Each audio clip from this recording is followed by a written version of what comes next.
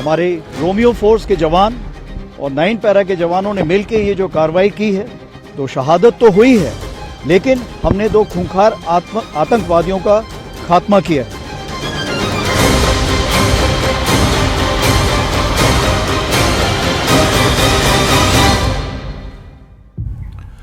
नमस्कार, बहुत स्वागत है। मैं हूं आपके साथ अबू हुरैरा और आप देख रहे हैं JKLH prime time. Jammu Kashmir पर आतंकियों की बुरी नजर है।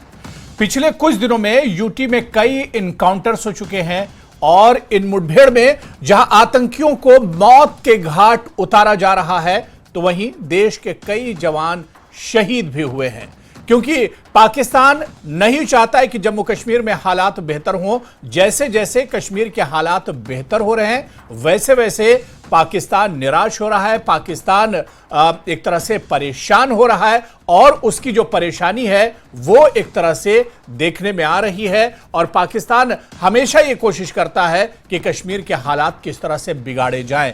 अब जैसे जैसे सिक्योरिटी फोर्सेस अपना दायरा तंग कर रही हैं, वैसे वैसे पाकिस्तान अपनी चालें भी बदल रहा है। इसी को आज हम समझने की कोशिश करेंगे JKLH प्राइम टाइम में।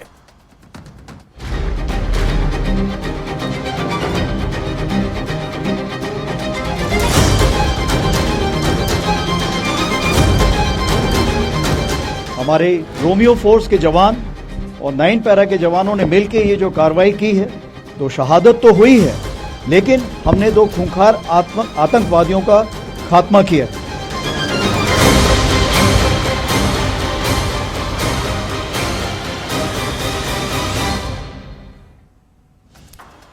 तो जम्मू कश्मीर के हालात बदल रहे हैं और पाकिस्तान इसी वजह से निराश है। जैसे जैसे कश्मीर में अमन बढ़ रहा है, हालात बेहतर हो रहे हैं, वैसे वैसे पाकिस्तान की घबराहट जो है एक तरह से वो बढ़ती जा रही है। खुद आर्मी चीफ ने कहा है कि अब पाकिस्तान आर्मी के एक्स सर्विसमैन है, जो आर्मी के पहले के जो लोग हैं, अब उन्हें एक तरह से मौका दिया जा रहा है और उन लोगों से आतंकवादी जो गतिविधियां हैं उन्हें एक तरह से कराया जा रहा है। पूर्व सेना सैनिकों पर भी एक तरह से भरोसा किया जा रहा है और उन्हें कश्मीर में हालात बिगाड़ने के लिए इस्तेमाल कर रहा है पाकिस्तान। तो आज इसी को हम समझने की कोशिश करेंगे कि जम्मू कश्मीर में क्योंकि हालात तेजी से बदल रहे हैं और पाकिस्तान को निराशा हाथ लग रही है, पाकिस्तान बेचैन है। बहुत खास मेहमान मेरे साथ जुड़ रहे हैं। बहुत जल्दी अपने मेहमानों का आपसे इंट्रोडक्शन करा देता हूं। मेरे साथ कैप्टन अनिल गौड़ जी हैं, जो कि एक्सपर्ट हैं फॉरेन अफेयर्स के। उनसे हम तमाम हालात को जानने की कोशिश करेंगे। पाकिस्तान की जो बदलती रणनीति है, पाकिस्तान की जो निराशा है, उसे भी हम समझने की कोशिश करेंगे। मेरे साथ शुभेंदु शेखर अवस्थी जी हैं, जो कि बीजेपी स्पोक्स पर्सन है और काफ़ी दिनों बाद हमारे साथ जुड़ रहे हैं। मेरे साथ जावेद बेग साहब भी हैं, जो सोशल एक्टिविस्ट हैं, जम्मू कश्मीर के हालात पर काफ़ी अच्छी नज़र रखते हैं और कुछ देर में हमारे साथ कुछ और ख़ास मेहमान इस चर्चा में जुड़ेंगे। शुभेंदु शेखर अवस्थी जी और जावेद बेग जी, आप दोनों का बहुत स्वागत है JKLH प्राइम टाइम में।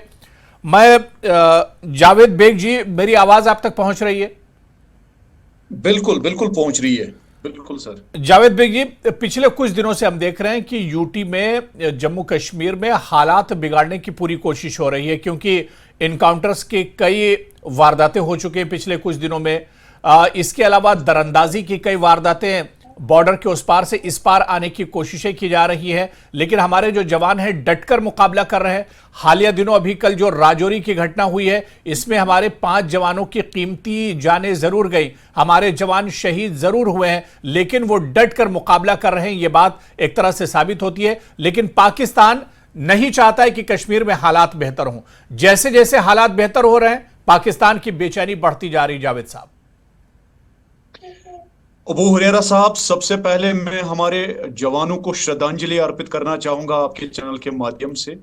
उनके घर वालों के साथ इजहार ताज़ियत, इजहार हमदर्दी, और बिल्कुल हम जम्मू कश्मीर की आवाम उनके शाना बशाना खड़े हैं इस गम की घड़ी में। आपने बिल्कुल सही कहा कि डायनामिक्स इस टाइम डिफरेंट है।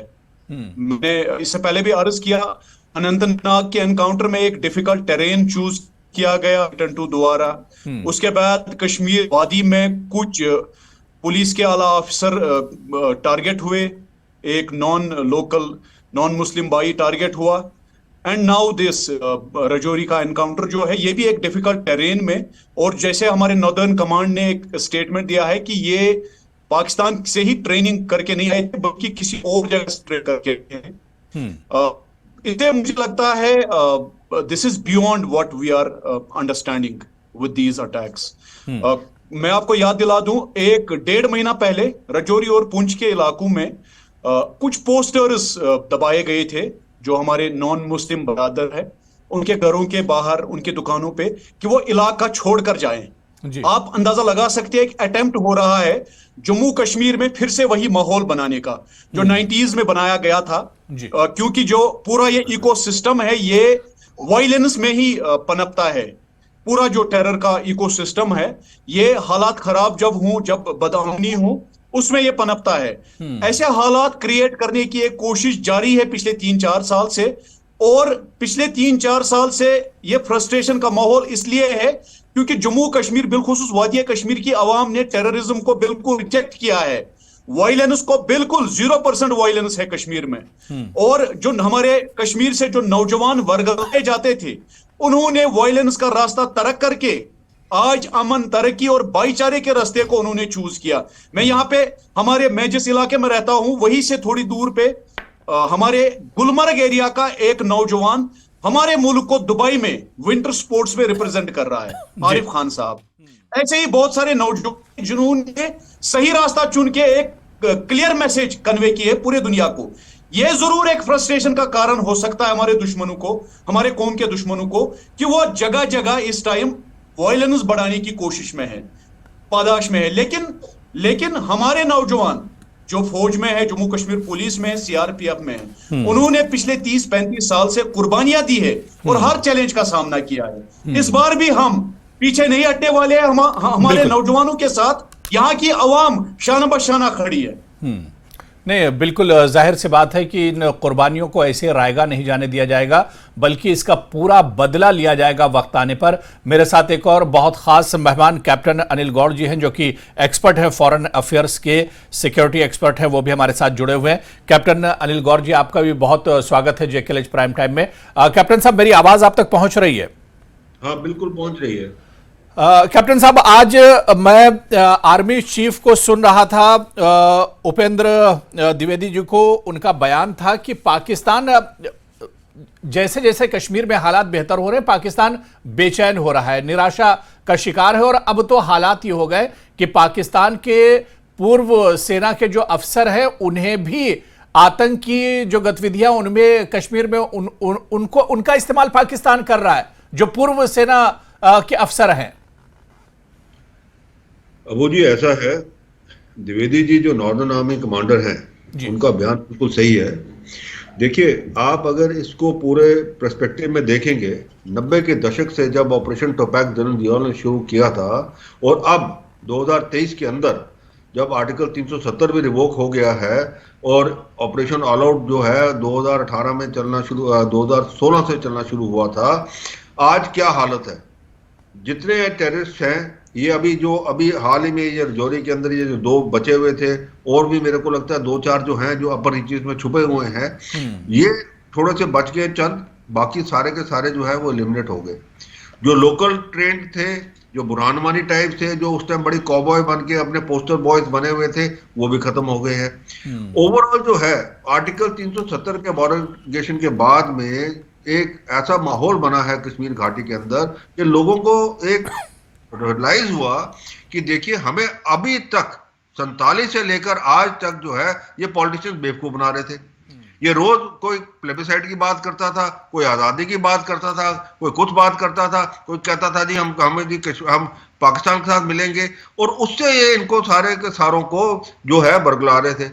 और फायदा कौन ले रहा था? वो खुद ले रहे थे। बच्चे उनके पढ़ रहे हैं, अमेरिका, किसी के ऑस्ट्रेलिया में है, किसी के सिंगापुर में है, किसी के कहीं है, तो मरवा किसको रहे थे? वो आम जनता को। ये जनता को पता लग गया है कश्मीर घाटी के अंदर, और उसका पूरा मैं बताऊंगा क्यों मैं ये कहता हूं, क्योंकि अब आप देखिए कश्मीर घाटी के अंदर जैसे ही कोई भी टेररिस्ट, कोई भी मिलिटेंट कहीं पे पनाह लेने की कोशिश करता है या कहीं से वहां से कुछ और मदद लेने की कोशिश करता है, उसी वक्त जम्मू कश्मीर पुलिस को उसकी इत्तला कर दी जाती है और एकदम कोऑर्डिनेट सर्च ऑपरेशन करके उसको वहां पे ढेर कर दिया जाता है अगर वो सरेंडर नहीं करता। तो यह दर्शाता है कि जो पब्लिक है वो इसके खिलाफ खड़ी हो गई है। जम्मू रीजन में पहले ही अलग थे, वो तो पहले ही नहीं चाहते थे ये सारा कुछ।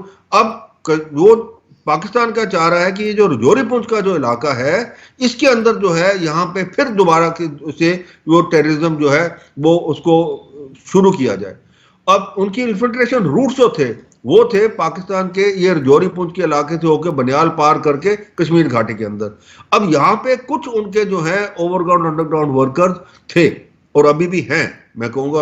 अब ये क्योंकि अभी एनआईए जो इन्वेस्टिगेशन कर रही है आस्ते आस्ते सारे के सारे जो है आप देखिए कैसे मनी ट्रेल अटैच हो रही है, कैसे उनके बाकी जो चीजें हैं सोशल मीडिया वगैरह से सारा वो इकट्ठा हो रहा है और एक एक करके धरपकड़ हो रही है, उनकी जमीनें जब्त हो रही है, उनके जो है जो एसेट्स हैं, चाहे घर है चाहे मकान जो भी है वो जो है सीज हो रहा है। ये सारी की सारी क्यों हो रही है? क्योंकि वो जो मनी ट्रेल और जो सारा है वो एनआईए की इन्वेस्टिगेशन के तहत, और ये जो इकोसिस्टम है इनका ओवरग्राउंड अंडरग्राउंड वर्कर का ये भी खत्म हो रहा है। अब यहां इसका असर क्या पाकिस्तान में हुआ है? 75 साल से वो कहते रहे हैं कश्मीर बनेगा पाकिस्तान, और उन्होंने अपने देश का आप देख लीजिए क्या हाल है, भूखमरी हो रही है वहां पे। लोग जो है एक आटे की बोरी लेने के लिए कुचले जा रहे हैं, इनके पास कोई है नहीं कुछ दिखाने के लिए। और जब इमरान खान को अरेस्ट किया आपने देखा किस हिसाब से फौज के खिलाफ अवाम खड़ा हो गया। यह सबसे बड़ी एक चुनौती है पाकिस्तान के लिए। और पाकिस्तान ऑक्यूपाइड जम्मू कश्मीर में जो है वहां पे तो नारे लग गए हैं कि जो दहशतगर्द जो है वो फौज की वर्दी में है। तो ये दर्शा रहा है कि ये एक माइंडसेट जो है लोगों के अंदर पाकिस्तान में भी इनके खिलाफ हो गया है कि उन्होंने कहा आपने 75 साल से हमें बेवकूफ बना के रखा है कि जी पाकिस्तान कहता रहा जी ये सारे जो है इनके लीडर और जो फौज जो है और आईएसआई जो है इनको ये कहती रही कि जी कश्मीर बनेगा पाकिस्तान। आज वो कहते हैं जी ये तो लग रहा है कि अब मुजफ्फराबाद बनेगा हिंदुस्तान। ये तो अब आप कहां हमें इधर इतने सालों से हमें करते रहे, हम कहां और हिंदुस्तान देखिए कहां है, 5वें पायदान पे हिंदुस्तान पहुंच गया। हम तो बिल्कुल एक वो कटोरा लेके घूम रहे हैं, कभी किसी के पास कभी किसी के पास, भाई भीख दे दे यार हमारा कुछ दिन काम चल जाए। ये जो चीज है इसको देख के पाकिस्तान के जो आईएसआई ने पीछे आपको पता है कि इन्होंने क्या किया, जितने ये सारे जम्मू कश्मीर के जो ये बने हुए थे लीडर जो एलईटी के थे या जैसे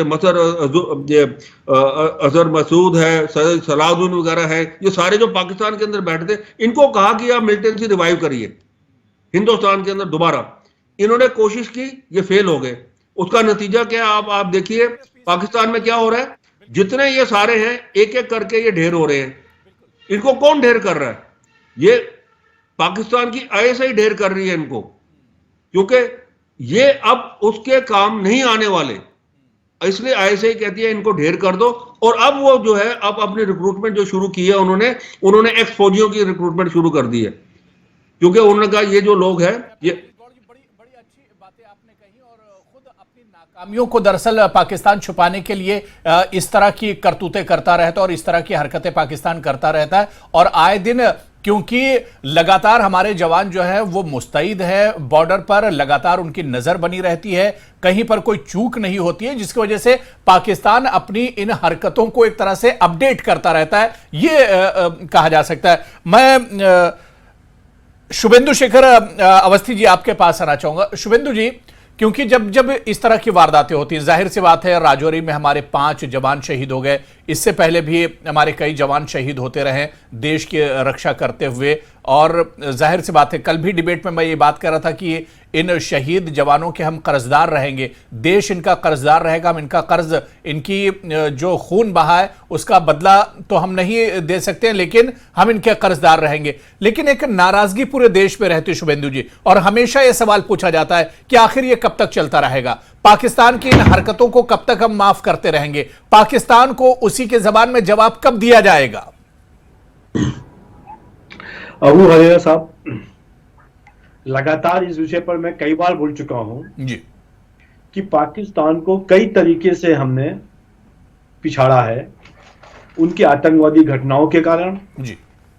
उन्होंने जो बॉर्डर पे हमको परेशान करने की कोशिश करी है, सबसे पहले तो जम्मू और कश्मीर के जो हमारे नौजवान थे उनको शुरुआती समय पे बरगलाया, और जब वो बिल्कुल व्यवस्था ठीक करी हमने, उनको कोई यहाँ पर कोई कनेक्ट नहीं मिल रहा अब, तो वही लोग अब वहां से भेजने की कोशिश कर रहे हैं।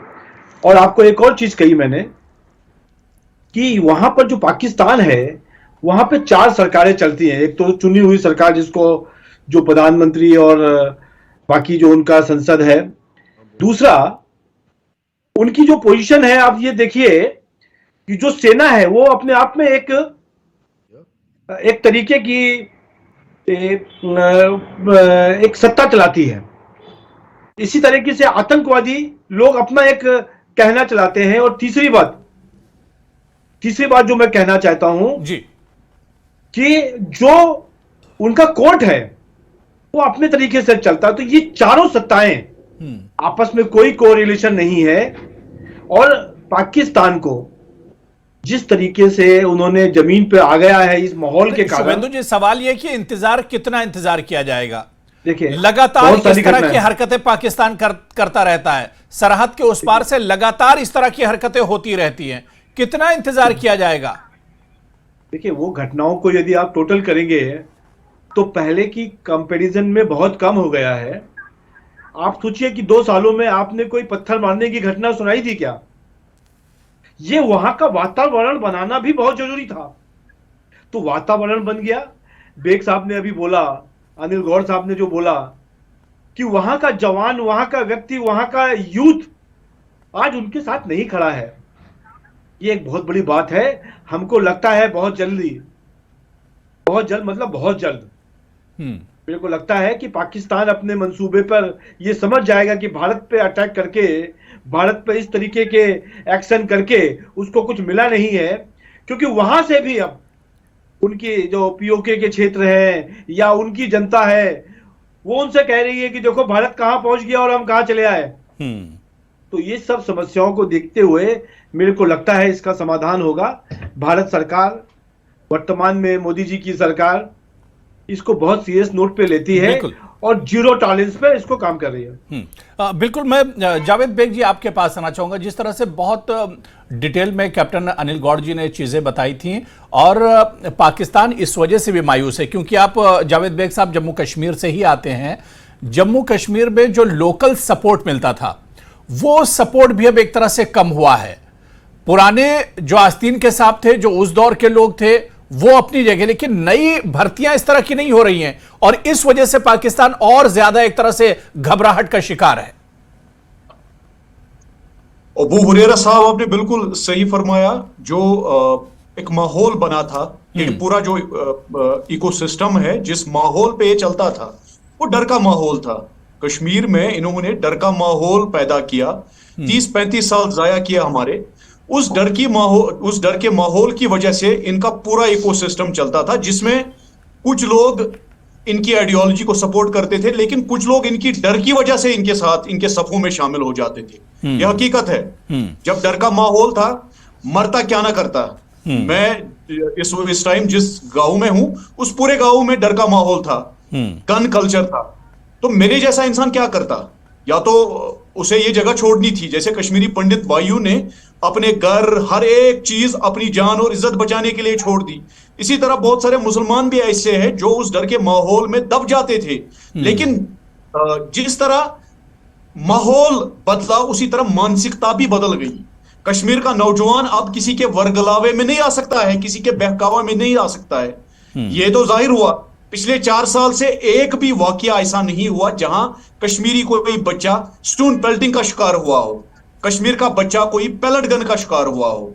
ये जो माहौल बदल गया, इससे मानसिकता बदल गई, और मानसिकता बदलने की वजह से हमारे दुश्मनों को भी एक चैलेंज बन गया है। यही वजह है अब उन्होंने फौज के लिबास में अपने जो है यहाँ पे प्रॉक्सीज डालने स्टार्ट किए, क्योंकि लोकल रिक्रूटमेंट ऑलमोस्ट खत्म हो गई। इक्का दुक्के वाकयात है, वो भी निमट जाएंगे। लेकिन जहां पे मैं ये बात अपने कैप्टन अनिल गौर साहब से ये मुखातिब होकर करना चाहूंगा, हमने मिलिटेंटू को कंट्रोल किया, मिलिटेंसी को कंट्रोल किया। 30-35 साल में हमने लड़ा, फौज ने, जम्मू कश्मीर पुलिस ने और यहाँ की आवाम ने एक साथ मिलकर कुर्बानियां दी, लेकिन वो आइडियोलॉजी को अभी भी हमने नहीं हराया है। उस आइडियोलॉजी को जब तक हम ना हराए, उनके गलत नफरतों वाले फलसफे को जब तक हम नहीं हराएंगे, और मैं आपके चैनल के माध्यम से हमारे मुल्क के 140 करोड़ लोगों से ये बात करना चाहूंगा कि पीओके के साथ साथ गिलगित और बल्तिस्तान भी हमारी जमीन है, हमारे लोग हैं, वो जम्मू कश्मीर का हिस्सा है, हमारे मुल्क का हिस्सा है। जब तक हम हमारे हिस्से को टेररिज्म के नापाक वायरस से पाक नहीं करेंगे, जब तक हम वो हिस्सा आइडिया ऑफ इंडिया के साथ नहीं जोड़ेंगे, तब तक शायद हम मिलिटेंसी के आइडियोलॉजी को, उनके गलत और गंदे फलसफे को नहीं हरा सकते। नहीं, बहुत बहुत अच्छी बात जावेद साहब आपने कही। बिल्कुल बिल्कुल बिल्कुल। मैं कैप्टन अनिल गौड़ जी, जो बात यहां पर जावेद बेग कर रहे थे, इसे और डिटेल में समझना चाह रहा हूं, क्योंकि जो सवाल मैंने किया था कि जो सपोर्ट लोकल लेवल पर मिलिटेंट्स को मिलता था, पाकिस्तान में जो मिलिटेंटों के आका जो बैठे हुए हैं उन्हें जो सपोर्ट लोकल लेवल पे मिलता था, उसमें तो सर एक तरह की अब कमी आई है, और इसी वजह से पाकिस्तान अब परेशान है। अब वो दरअंदाजी के, चाहे उसने तरीके बदल दिए हों, पहले लोगों को भेजा जाता था, अब ड्रोन के जरिए से एक तरह से दरअंदाजी हो रही है और घुसपैठ की कोशिश की जा रही है। तो कई वजह हैं जिसकी वजह से पाकिस्तान निराशा का शिकार है। अबू जी देखिए, सबसे पहले जो है, जो उसको काउंटर किया जी, देखिए, तो पहले की जो इन्फिल्ट्रेशन हो रही थी, फिजिकल इन्फिल्ट्रेशन पहले वो रुकी, उसके बाद में जो एक जो माहौल था कश्मीर वैली के अंदर और जम्मू कश्मीर के अंदर, जो एक माहौल बना हुआ था, वो पॉलिटिशियंस की वजह से जो बना हुआ था, वो उसको खत्म किया। अब देखिए, आज जो है गवर्नमेंट जो है लोगों को बर्खास्त कर रही है। ये पहले क्यों नहीं हुआ 75 सालों में, बताइए मेरे को जी। क्या पहले नहीं पता था ये होगा? हमारे सिक्योरिटी जवान अपनी जान हथेली पर रखकर पूरे मुल्क की, पूरे देश की एक तरह से हिफाजत करते हैं, और ऐसे में सरकार की बहुत अहम जिम्मेदारी बनती है कि पाकिस्तान, जिस तरह से अनिल गौड़ जी ने कहा कि वो सुधरने वाला नहीं है, उसकी हरकतें जारी रहेंगी, लेकिन हमें अपने तौर पर बहुत मजबूत रहना और हर चीज पर नजर रखनी है। एक बात को जो अनिल गौड़ साहब ने कही जी, कि वहां के जो मदरसे और जो मस्जिदें हैं, उस पर हमको संदेह नहीं करना चाहिए, क्योंकि वहां पे सब तरीके के लोग आते हैं, धर्म से जुड़े हुए लोग आते हैं, और जब हम इस तरीके की बात करते हैं तो हम एक विशेष धर्म को आक्षेपित करते हैं। चौकसी व्यवस्था मंदिरों में भी करनी चाहिए और मस्जिदों में भी करनी चाहिए, स्कूलों में भी करनी चाहिए, मदरसे में भी करनी चाहिए। बिल्कुल, बिल्कुल। जो भी भारत विरोधी व्यक्ति है वो कहीं भी हो सकता है। तो ये चीज को ध्यान में रखते हुए, सभी संप्रदायों को, सभी धर्मों को साथ में रखते हुए, भारत अपने लिए सबसे ऊपर है, इस विषय को ध्यान रखना पड़ेगा। दूसरा चीज जो मैं कहूंगा कि काफी चीजों को हमने कंट्रोल किया है। वहां पे जो फंडिंग आ रही थी, लोकल लोगों को फंडिंग आ रही थी, और जो लोग जुड़े हुए थे इस व्यवस्थाओं में और पैसा लाते थे, उनको सबको जॉब से हटाया गया। उनको समझ में आ गया कि यदि हम कहीं से भी किसी का सपोर्ट करेंगे एंटी नेशनल चीजों का, तो हम जॉब में नहीं रह पाएंगे। बिल्कुल। और इन्हीं सब चीजों को ध्यान में रखते हुए लगभग 23-24 हजार यूथ को, जो कभी पत्थर मारा करते थे, उनको सरकारी नौकरी पे लाके मुख्य धारा में जोड़ा गया।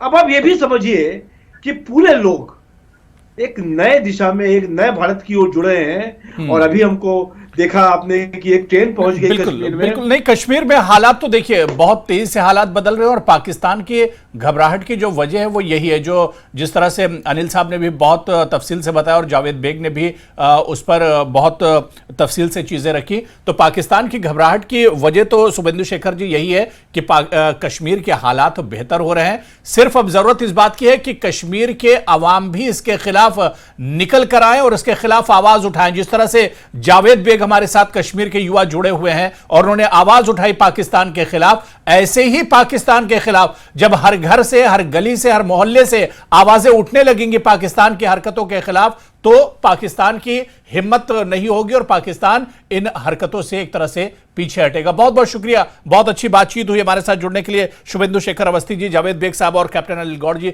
सभी का बहुत बहुत शुक्रिया। तो जेकेएल प्राइम टाइम में आज फिलहाल इतना ही। नमस्कार।